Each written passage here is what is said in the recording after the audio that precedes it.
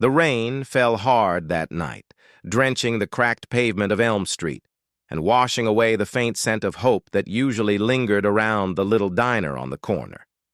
Inside, a single father named Daniel sat by the window, his 10-year-old daughter Lily asleep beside him, her tiny head resting on his arm. His hands trembled slightly as he counted the last few bills in his wallet, $5 and some change. That was all he had left. Rent was overdue, the heating had been shut off 2 days ago, and tomorrow he had no idea how he'd put food on the table. Yet, despite everything, his daughter smiled every morning, believing her dad was a hero who could fix anything. Tonight, Daniel wished he believed that too. Before the story continues, if you believe in kindness, second chances, and the magic of doing good even when life feels impossible, please take a moment to like, comment, share, and subscribe. Your support keeps stories like this alive. The door to the diner opened with a jingle, and a woman stumbled in. Her clothes were soaked, her hair clinging to her face, and she shivered as if she hadn't eaten or slept in days. The waitress behind. The counter frowned, already busy cleaning up for closing. "We're closing soon," she muttered. But the woman didn't answer. She just sank into the booth across from Daniel, her eyes downcast and empty. Daniel glanced at her, noticing her torn coat, the dirt on her hands, and the faint bruise near her temple. She looked lost, broken, like someone who'd seen too much pain and didn't have the strength to hide it anymore. Daniel's stomach twisted with hunger, but when he saw her trying to warm her hands with her breath, something in him moved. He waved the waitress over. "2 bowls of soup, please," he said softly. Lily stirred awake at the sound of his voice. "Daddy, do we have enough?" she asked sleepily. Daniel smiled, brushing her hair back. "We always have enough to share," he whispered, even though he knew it wasn't true. The waitress brought the food, and Daniel pushed 1 bowl toward the woman. She hesitated, staring at it with disbelief, her lips trembling.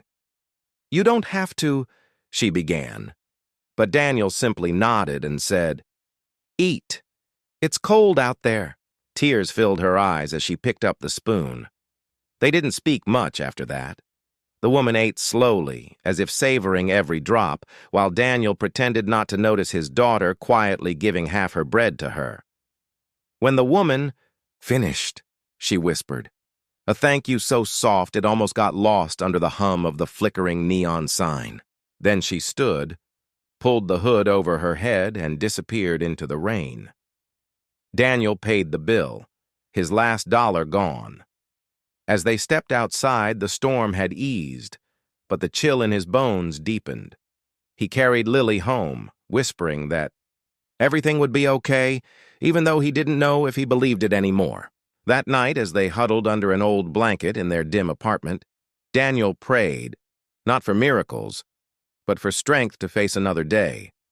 The next morning, Daniel woke early to get ready for another long shift at the mechanic shop. He had dark circles under his eyes, hands stained with oil and time, and a heart heavy with worry. As he made Lily's lunch, just a slice of bread with peanut butter, he heard the sound of tires screeching outside. At first, he ignored it, but then a strange silence followed, and Lily's curious voice called from the window, "Daddy, there's a big car outside. Like, really big?" Daniel frowned, wiping his hands on a rag and stepping out to see what she meant. Parked in front of their rundown apartment complex was a sleek black limousine, gleaming under the morning sun. For a moment, Daniel thought it was a mistake. Maybe someone rich had taken a wrong turn. But then, the back door opened, and out stepped the same woman he'd fed the night before. Only now she looked different. Her hair was neatly tied, her face radiant, and her clothes looked like they were worth more than his entire year's rent. She smiled softly when she saw him, and Daniel froze. The contrast was so sharp it didn't feel real. "Mr. Hayes," she said gently, walking toward him in heels that clicked against the wet pavement. I'm so glad I found you." He blinked, confused. You know my name?" She nodded. "You left your name on the diner bill. I had to find you."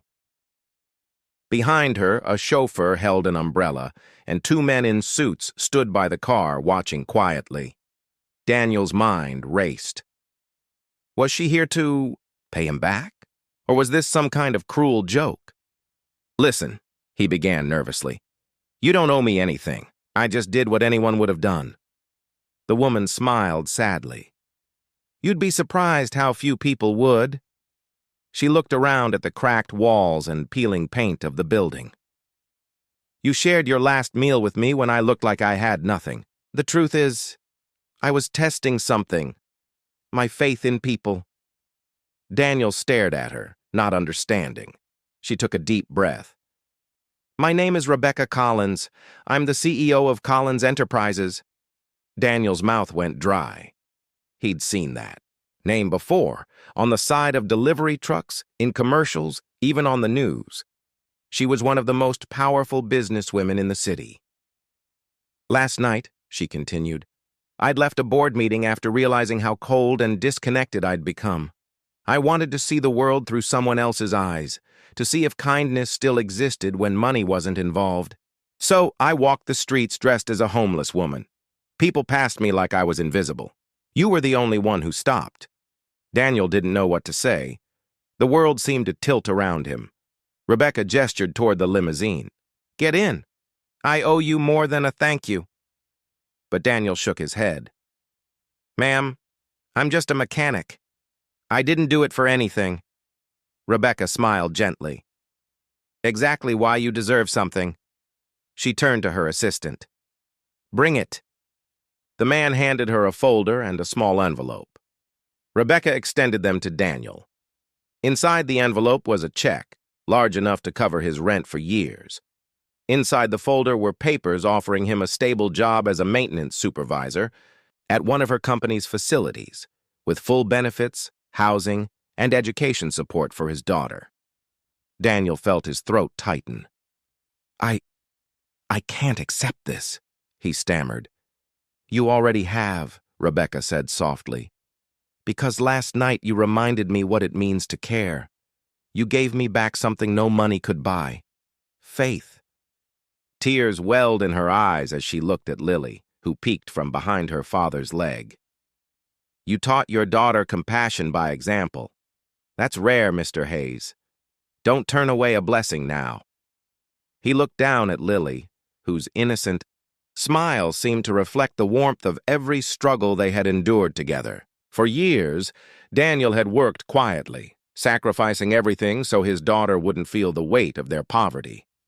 And now, standing in front of this woman who had seen both worlds, the streets and the boardrooms, he realized that sometimes miracles came disguised as moments of simple kindness. Rebecca invited them both to visit her office that afternoon. Daniel hesitated but eventually agreed. When they arrived, the skyscraper loomed high, its glass walls reflecting the city skyline. Inside, employees whispered curiously as Rebecca personally escorted the humble mechanic and his daughter through the marble halls. She introduced him to the staff, saying, "This man reminded me why our company exists, to make life better, not just richer." In the weeks that followed, Daniel settled into his new job. It wasn't easy stepping into a corporate environment, after years of manual labor, but Rebecca made sure he was supported. She checked in often, not as a CEO, but as a friend. Lily started attending a good school nearby, her laughter filling their new home, a small but beautiful company apartment that didn't leak when it rained. And though Daniel had never been one for speeches, he began mentoring younger employees, teaching them not just about work, but about humility, persistence, and empathy. Word of his story spread quietly among the staff, becoming something of a legend, a reminder that even the smallest act of kindness can ripple through lives in ways unseen. Months passed, and one morning Daniel found himself standing on the company's rooftop garden, watching the sunrise. Rebecca joined him, holding 2 cups of coffee. "You know," she said, "that night, when you gave me your last dollar, I was ready to give up on people entirely." She smiled faintly. "Now, I've started a new foundation. It's called the Lily Fund, inspired by your daughter. It's going to help single parents get back on their feet." Daniel's eyes widened, and he looked over at her, speechless.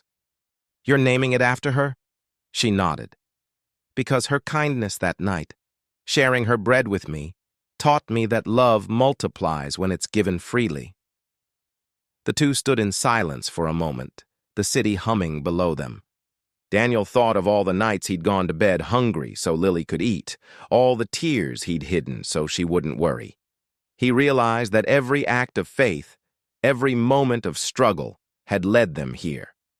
Sometimes, life takes everything from you just to teach you what really matters. Before we close this story, if this journey of compassion, faith, and second chances has touched your heart, please take a moment to like, comment, share, and subscribe. Your support helps spread more stories that remind us the world still has good people in it. And before you go, comment below with just one word: kindness. Let's fill the comments with hope and love. As Daniel watched the morning light glint off the distant skyscrapers, he felt a quiet peace settle in his heart. The world could be cruel, yes, but sometimes it repaid kindness in the most unexpected ways.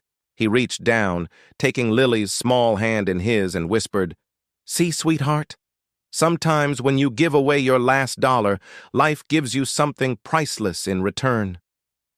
And as the sun rose higher, painting the sky gold, Daniel realized he hadn't lost his last dollar that night. He had invested it in humanity, and the return was more than he could ever count.